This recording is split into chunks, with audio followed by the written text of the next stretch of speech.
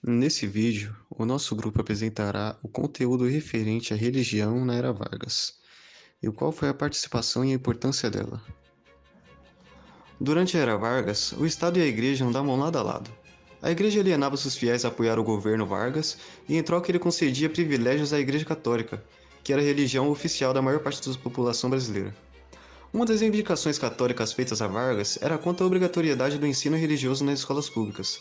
A igreja percebia que conquistando espaço dentro de estabelecimentos com muitas pessoas reunidas, ficaria mais fácil o processo de catolização do país. Mas a igreja não parou só nas escolas. Ela começou a inserir a educação católica em escolas confessionais e também incentivando os pais a criarem seus filhos nos princípios do catolicismo. A reivindicação católica feita de forma mais incisiva ao presidente foi a inserção do ensino religioso nas escolas. O catolicismo declarava-se como a religião da maior parte dos brasileiros e, dessa forma, via-se responsável por guiar e formar cidadãos cristãos para o país. Percebendo que poderia ter o apoio da grande massa, em 1931, Vargas decretou como facultativo o ensino religioso nas escolas públicas. Era uma amostra de que o Estado estava disposto a manter um diálogo e receber o apoio dos católicos.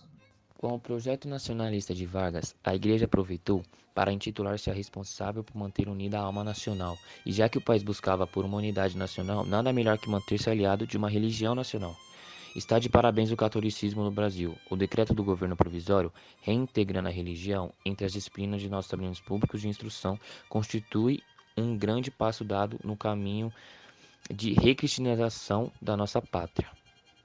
A Igreja, com seu projeto de recatolização, viu como fundamental estar presente nas escolas públicas. Na era Vargas, a educação era vista como um dos pilares básicos, tanto pelo Estado quanto pela Igreja, para o projeto de instalação e manutenção da ordem na sociedade. Destaca-se também o contradiscurso contra aqueles que se insurgem ante esta medida de justiça. Estes seriam os protestantes, espíritas, praticantes de religiões afro-brasileiras e comunistas. Os protestantes, inclusive, eram muito criticados por já haver embate religioso muito forte travado nesse período. Não havia espaço para o ensino de outros credos, apesar de o decreto revelar que o ensino católico era facultativo, tornava-se quase obrigatório, pois os alunos que não assistissem às aulas eram discriminados. A Igreja também justificava o motivo da implantação do ensino católico nas escolas, dizendo que o ensino religioso era uma contramedida que atuava no fundamento do povo contra más ideais e, portanto, era o dever de um cidadão de bem pregar o ensino católico nas escolas. No Memorial para a Constituinte de 1934, a Igreja descreveu os princípios que a nova Constituição deveria ter. Dentre os pontos mais cruciais estavam o nome de Deus na Carta Magna e o ensino religioso como matéria obrigatória em todas as escolas. Essa aspiração católica deixaria de ser apenas decreto e se tornaria lei ao ser inserido na Constituição de 1934. Desde os primeiros anos da colonização portuguesa na América, a Igreja Católica procurou estar presente na área educacional com objetivos religiosos claros, a catolização dos nativos. Com a proclamação da República e posteriormente com a promulgação da primeira Constituição Republicana em 1891, a Igreja percebeu que precisava de novas estratégias para manter o poder, não apenas religioso, mas também político, nas diversas partes do território nacional, já que havia perdido alguns privilégios que mantinha durante o Império. Desde os primeiros anos da colonização portuguesa na América, a Igreja Católica procurou estar presente na área educacional com objetivos religiosos claros, a catolização dos nativos. Com a proclamação da República e posteriormente com a promulgação da primeira Constituição Republicana em 1891, a Igreja percebeu que precisava de novas estratégias para manter o poder, não apenas religioso, mas também político, nas diversas partes do território nacional, já que havia perdido alguns privilégios que mantinha durante o Império.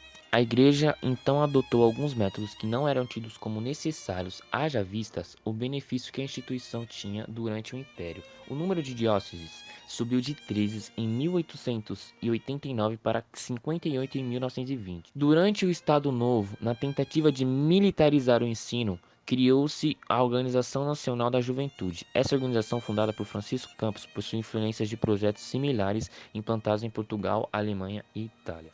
A Igreja Católica tentava implantar um método de ensino na escola que incentivava os jovens ao fascismo. Seria uma maneira meio que de fazer o bem vencer o mal. O mal na época seria os comunistas e a Igreja Protestante. Nesse período, no sul do país, tendo uma grande parte vindo da Alemanha, tendo uma cultura alemã, quando o Brasil entrou na guerra, esse projeto ganhou força, só que dessa vez em luta contra o nazismo. e a cultura alemã, que era bem forte no sul do país, onde havia muitas igrejas luteranas e escolas alemãs com discursos luteranos, e tudo isso era visto como ameaça à cultura nacional que o país estava tentando implantar. Francisco Campos via como importante o Brasil ter um projeto de unidade nacional, tendo uma religião única que estivesse ligada ao governo. Essa religião seria o catolicismo. Com forma de atrair mais fiel, a igreja começou a valorizar a cultura dos imigrantes. Isso sendo exatamente ao contrário do patriotismo que o Estado Novo queria implantar.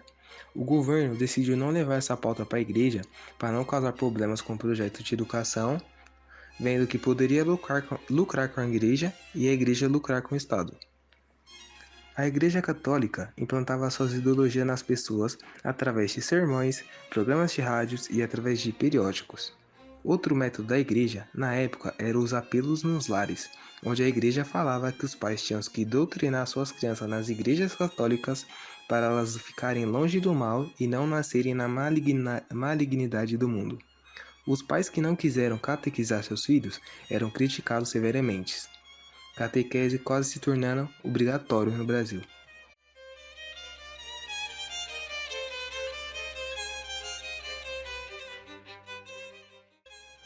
Para concluirmos, vemos que a Igreja Católica na era Vargas foi usada de forma que padronizava o comportamento e criava inimizade com grupos opostos ao governo. Isso interferiu de diversas formas na educação e na criação dos jovens.